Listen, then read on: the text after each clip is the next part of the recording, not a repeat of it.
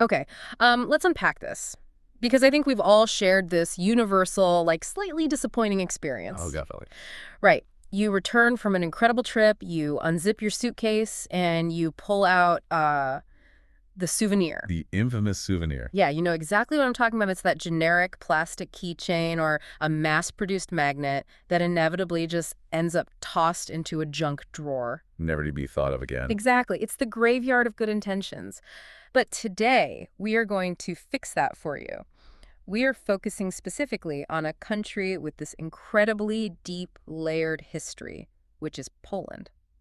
And, it is a phenomenal destination for this exact conversation. What's fascinating here is that when people visit Poland, they often default to those highly visible, easily categorized trinkets. Right. It's easy. Yeah, it's a reflex. We feel this pressure to capture a memory. Yeah. But it's an absolute missed opportunity because a true souvenir isn't just a purchased item to prove you went somewhere. No, it should be more than that. When selected thoughtfully, it is a physical artifact. It's a piece of a country's economic history, its geography, and Yeah. in many cases, its actual cultural survival. And that is our mission for you today in this deep dive. If you are planning a trip to Poland or just, fascinated by how culture is preserved in physical objects, we are building your ultimate curated souvenir guide. Bypassing the airport shops entirely. Yes. We are going to give you a blueprint for taking home gifts that carry real flavor, history, and authentic Polish craftsmanship.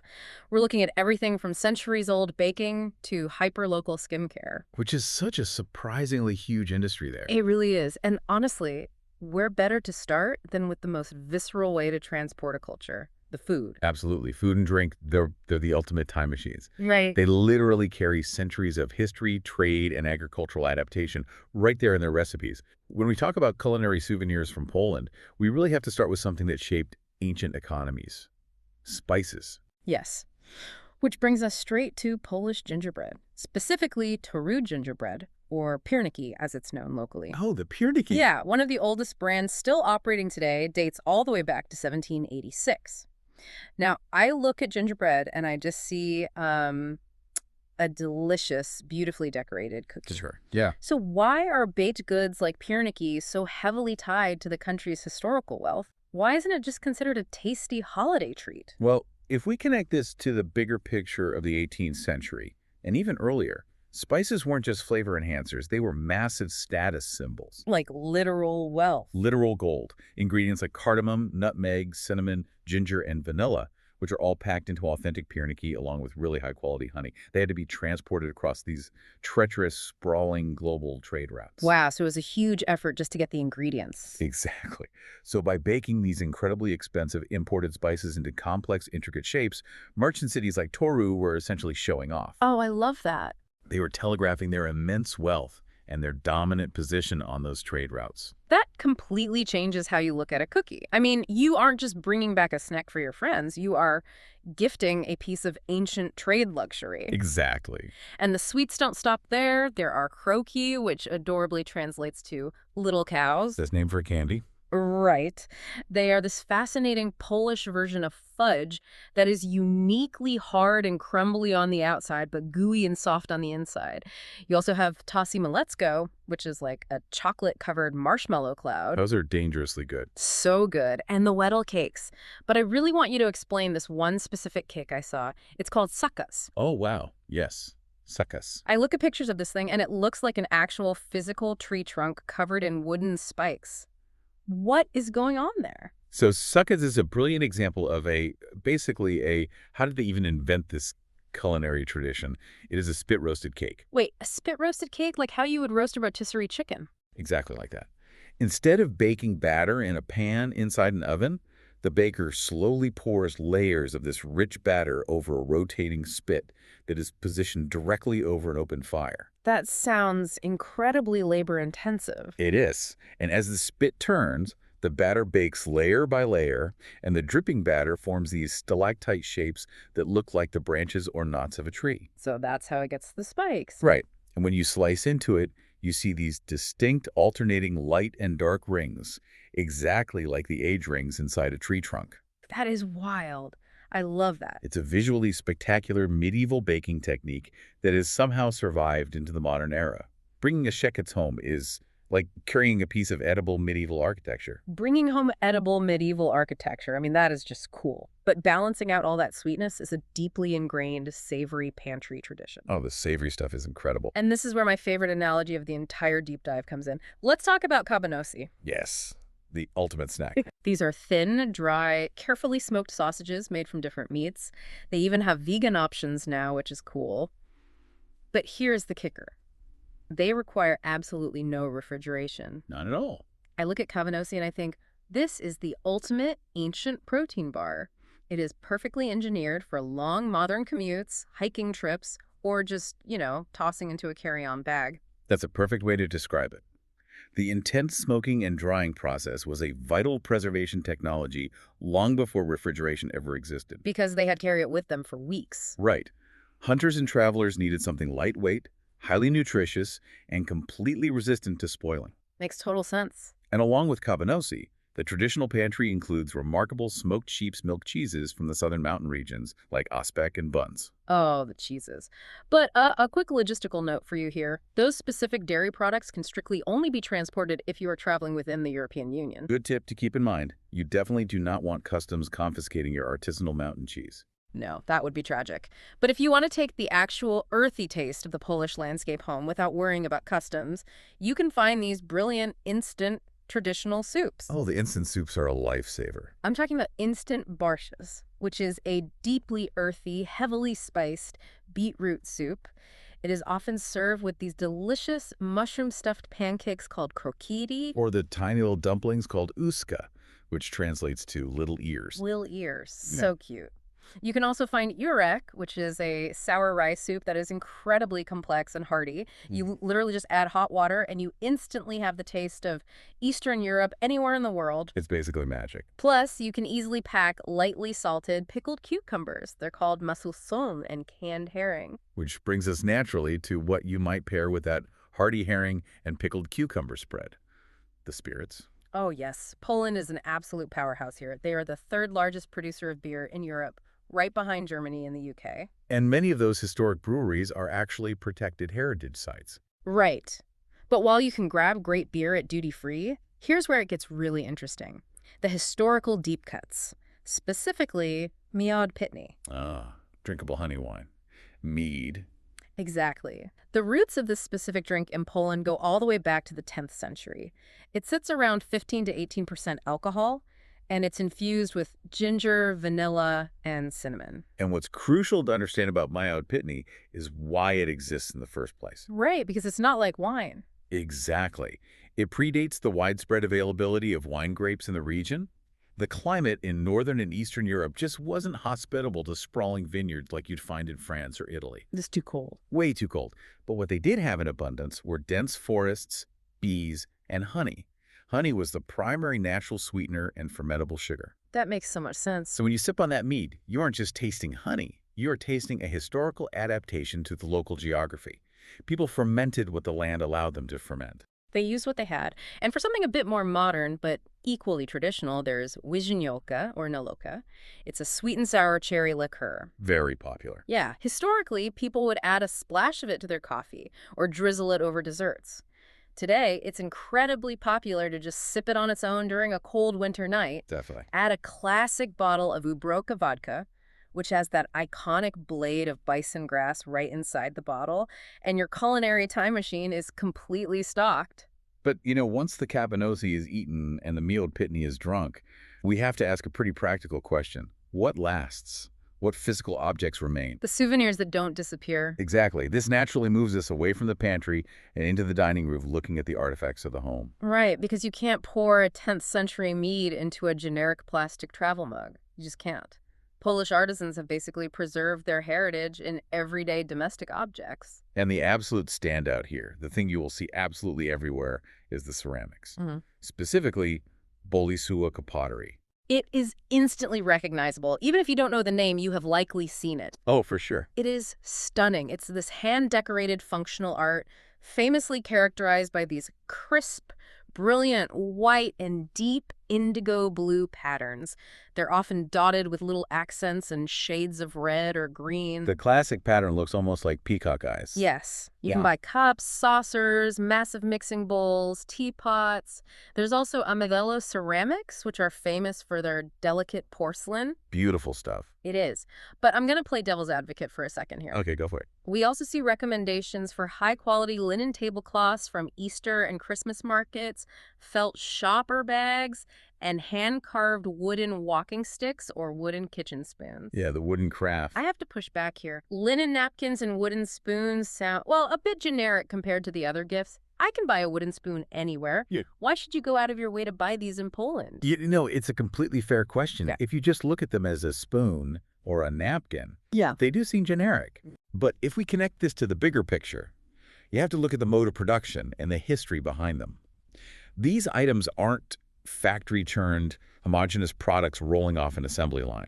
Oh, wait. When you buy a piece of hand-carved wood in the Tatra Mountains, or a linen tablecloth with specific regional folk patterns at a main square market, you are witnessing the survival of regional folk traditions. Right, I noticed it was mentioned that the wood carving tradition, making these intricate figures and detailed kitchenware, is an art form now maintained by only a very select few crafters. Precisely, it's a dying art. Wow. So when you buy that carved spoon, you are directly funding a local artisan who is keeping a multi-generational skill alive. That makes it a lot more meaningful. And with the Bolesatuek pottery, the way it is made is a story in itself.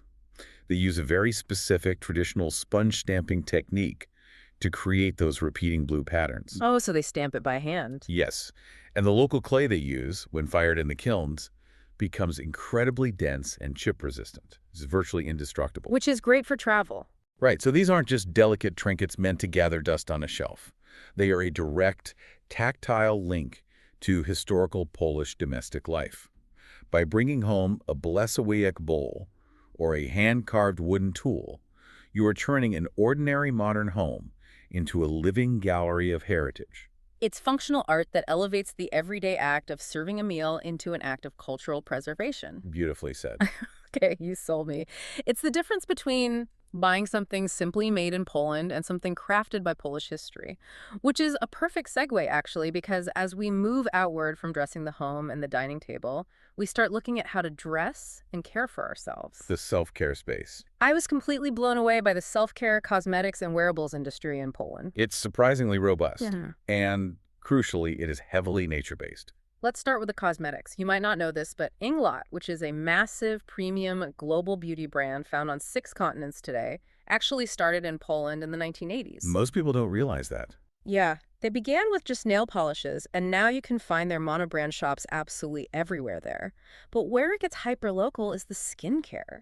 You have widely loved brands like Ziaja that heavily utilize goat's milk. Very soothing. And then you have Tupa, a brand entirely based around peat extracts. The use of peat in skincare is absolutely fascinating. To really appreciate it, you have to understand what a peat bog is. Okay, explain that, because it sounds a bit muddy. Well, bogs act as ancient, nutrient-dense time capsules. Peat is essentially decomposed organic plant matter, mosses, shrubs, herbs that has been compressed underwater in these bogs for thousands of years. Thousands of years. Yes, and because the environment lacks oxygen, the plant matter doesn't rot away. Instead, it breaks down into this incredibly rich, dense paste packed with minerals, amino acids, and antioxidants. Wow. Harvesting that and using it in skincare is a brilliant, direct utilization of the local forest and wetland environments. That is incredible. You are literally putting thousands of years of compressed Polish forest on your face. And speaking of the forest, there's a highly regarded men's brand called Zoo for Men. Their shaving kits and cosmetics feature actual activated charcoal sourced directly from the Beżery Mountains in the southeast of Poland. Another great regional tie-in. Not to mention the traditional herbal shampoos you can find packed with nettle, burdock, and horsetail, or those old-school pharmacy finds like vitamin A and panthenol ointments. Even the barber accessories, like beard brushes made from sturdy boar bristle, reflect this rugged, natural approach. Do you notice the overarching theme here? It's all incredibly earthy. It feels very grounded. Exactly. Poland's self-care and wearable exports are deeply, almost inextricably, tied to its geography. Right. It's not about synthetic lab creations formulated in a sterile tower. It's about venturing into the woods, the bogs, and the mountains, and harvesting what the land naturally provides. That geographical tie is perfectly illustrated by the jewelry and apparel, too. Let's talk about Baltic amber, or burstin, as it's known in Polish. Beautiful stuff. This isn't just a pretty yellow stone. This is ancient fossilized tree resin from the Baltic Sea coastline. We are talking about resin that is millions of years old, polished and set into stunning jewelry, or even dissolved into tinctures for traditional medicine. A true piece of history. Yeah. You also have these incredibly cozy leather house slippers lined with thick sheep's wool fur straight from the Highlands. And then we have the high-tech winter apparel. Yes, the down jackets. Brands like Pajak or Aura, they make extreme winter gear using Polish down, which is widely recognized as the absolute best, highest quality down in the world. It really is. Buying a Pajak jacket filled with Polish down is basically like buying a Swiss watch for your winter wardrobe. It's the absolute pinnacle of that specific material. That's a brilliant analogy. And the reason Polish down is considered the world's best comes right back to the geography. The country has a long tradition of geese breeding, combined with long, notoriously harsh winters. Over generations, this environment forced the development of waterfowl with incredibly resilient, high-lofting down feathers to survive the cold. Wow, nature doing the heavy lifting. Exactly. So whether it's charcoal from the Bijadi Mountains, ancient peat from the bogs for your skin, millions of years old Baltic amber from the stormy sea, or world-class down for insulation, these products are a masterclass in regional resources. They aren't just slapping a country's name on a bottle or a tag. The country is the ingredient. Beautifully put. So what does this all mean when you are standing in a shop on your last day trying to make a final decision? We've covered the food, the home goods, and the self-care. But we aren't done yet. Nope. To cap off our guide, we have to delve into the ultra-specific, slightly quirky curiosities. These are the items that prove you really explored Poland and didn't just grab something on the way to your boarding gate. The hyper-local artifacts, the things that might seem entirely random at first glance. Exactly. I want to run through some of these because it is a wild assortment. Let's hear them. First, you can buy salt, but not just any salt, rock salt from the Belitsa salt mine. Next, you have souvenirs of the Wawal dragon from Krakow. Specifically, these highly sought-after, delicate, green glass Christmas tree ornaments. Okay, yeah. You have ultra-exotic, intensely retro fragrances with names that are quite a mouthful, like Pani Waliska and Przemysławka. Classic. And finally, you have traditional herbal shop teas, things like Sistek, which is rock rose, melissa, and St. John's wort, which tie right back into that ancient foraging culture we talked about. It's a wonderfully eclectic collection. Yeah. But it demands explanation. It really does. Bringing home a bag of mine salt or a delicate glass dragon seems completely random to an outsider. How do these quirky items serve as better gifts or conversation starters than, say, a standard high-quality I Love Poland t-shirt? Because they force the giver to become a storyteller. Yeah, I see. Think about the interaction. If you hand someone a t-shirt, the conversation is basically over the moment they unfold it. Oh, you went to Poland. Thanks. Yeah, pretty much. But you cannot simply hand someone a fragile, hand-blown green glass dragon ornament without them asking, what on earth is this? And then you get to tell them the legend. Precisely. Suddenly, you are explaining the famous folklore of the Wawel dragon of Krakow. You're telling them the story of the medieval dragon that lived in a cave under the royal castle, terrorizing the city until a clever local shoemaker tricked the dragon into eating a sheep stuffed with sulfur, causing the beast to explode. I mean, that is just an incredible story. And you get to tell them that there is a real bronze statue outside the castle today that literally breathes actual fire every 5 minutes. That is so much better than a t-shirt. Right. And the same goes for the salt. Yeah. You can't hand someone a bag of Wieliczka salt without explaining why it's special. Because it's not just table salt. Exactly. You get to explain that this salt comes from a breathtaking subterranean labyrinth that drops hundreds of meters into the earth. It is a UNESCO World Heritage Site, where miners spent centuries carving massive, echoing cathedrals, grand chandeliers, and intricate statues entirely out of solid rock salt. Wait, chandeliers made of salt? Yes, completely out of salt. Commercial mining there stopped a long time ago, making this salt a piece of geological history. These aren't just objects. They are interactive gifts. They require context. They demand that you share a vivid piece of the experience you had, bridging the gap between your travels and your friend's living room. That's exactly it. Okay, let's bring it all together. What we've discovered today is that a truly great Polish souvenir is so much more than a simple transaction at a cash register. Much more. Whether it's the complex, spicy taste of a 1786 gingerbread recipe, the incredible warmth of world-class down developed over generations of harsh winters, the earthy scent of mountain charcoal, or a quirky glass dragon that absolutely requires a story to be told, these items are invitations. Yeah, invitations to experience. Right. They are an invitation to experience and preserve Poland's rich, resilient, and resourceful history. You are bypassing the generic junk drawer fillers to find something undeniably authentic. And this raises a really fascinating consideration for you, something to ponder long after your suitcase is unpacked. What's that? If the souvenirs we choose reflect what we truly value about a culture, what does it say about our modern travel habits when we choose a mass-produced plastic magnet over a centuries-old craft or recipe? Oh, wow. That is a great point. Right. When you pack your suitcase, whose legacy are you really taking home with you?